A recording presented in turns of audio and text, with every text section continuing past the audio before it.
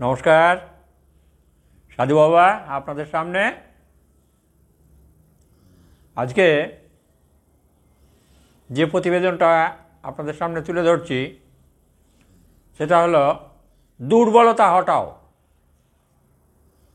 কারণ বেশিরভাগ ছেলেরা বা অনেকেই এই নিজেরা দুর্বল হয়ে যায়।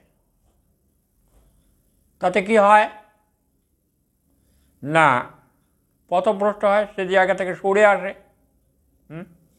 অল্পতেই ভেঙে পড়ে। না, এর জন্যে একটু ধৈর্যের দরকার এবং যুক্তিবুদ্ধির দরকার। হ্যাঁ, যদি যুক্তি ঠিক থাকে তাহলে আপনার পক্ষে আপনিই উকিল। হ্যাঁ, আপনার পক্ষে ওকালতিটা কে করবে? আপনি নিজেই করুন, তাই না? তাহলে এর থেকে তো আর বড় উকিল কোথাও পাবেন না। তা আপনি যদি যুক্তি খাড়া করতে পারেন নিজের পক্ষে, তাহলে দুর্বলতাটা আর আসে না, পিছিয়ে পড়ার কোনো ভয় থাকে না। আর যদি ভুলভাল কিছু হয় সেটা তো আমি আগেই বলেছি যে সেখান থেকে সরে আসতে হবে এবং ভুল হলে ভুলটা স্বীকার করতে হবে। যারা ভালো মানুষ তারা তো সবাইকে ভালোবাসে। ভালোবাসা কিন্তু দুর্বলতা নয়, ভালোবাসা কোনো দুর্বলতা নয়, ভালোবাসা হচ্ছে সবলতার প্রকাশ। সবল মানুষ সে সকলকে ভালোবাসতে পারে, আর যে বীর পুরুষ সে সকলে ভুল হলে, তার নিজের ভুল হলে সে ক্ষমা চাইতে পারে। কাজেই ক্ষমা চাওয়া মানে হেরে যাওয়া নয়। হ্যাঁ, ভুল স্বীকার করা মানে নিজেকে সংশোধন করা নতুন করে।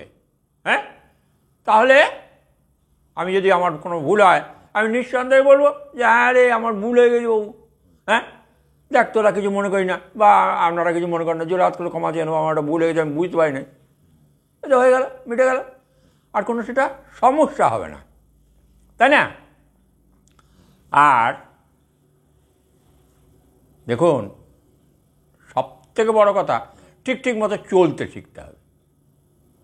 এই ঠিক মতো চলাটা হয় না, যার জন্য ভুল ভালো হয়।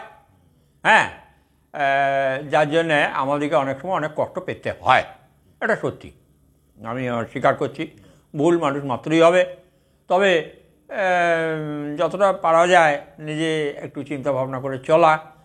আর বেশি বয়স হলে তো তারা তো একটু চিন্তা ভাবনা করেই চলে, কিন্তু এই কম বয়সে তো সবসময় সব চিন্তাটা ঠিক ভালো আসে না। হ্যাঁ, কারণ শরীরের যন্ত্রপাতিগুলো খুব অ্যাক্টিভ থাকে, খুব জোরালো থাকে, সেই জন্য ভুলভাল হয়ে যায়। হ্যাঁ হ্যাঁ, তা কাজ করবেন, একটু কোনো কিছু করার আগে একটু চিন্তা করে নেবেন যে আমি কী করতে চলেছি। সবসময় জানতে হবে যে প্রত্যেক কর্মের একটা বিপরীত প্রতিক্রিয়া আছে, তাই না? তাহলে সেই বিপরীত প্রতিক্রিয়াটা কি আসতে পারে? ঢিলটা ছুঁড়ে দেওয়ার পর সেটা তো আর ফেরত আনা যাবে না।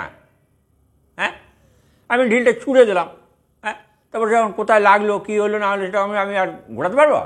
তাহলে তো ঢিলটা ছোড়ার আগে একটু চিন্তা করে নিতে হবে যে আমি ঢিলটা ঠিক জায়গা মতো ছুটছি তো, একদিকে ছুটতে গেলাম আর একদিকে লেগে গেল, হ্যাঁ, চলে গেল, অসুবিধার সৃষ্টি হলো, আমার কাজ হলো না।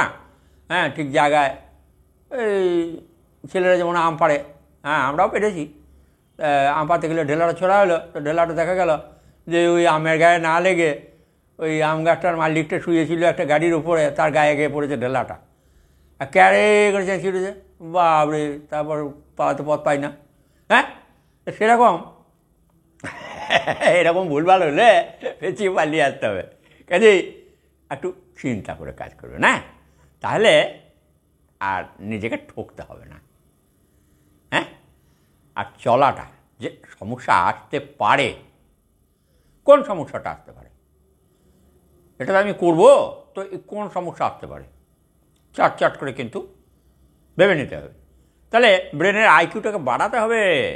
হ্যাঁ, দুধ একটু খেতে হবে, বুঝলেন, বুদ্ধিটা যাতে খুললে।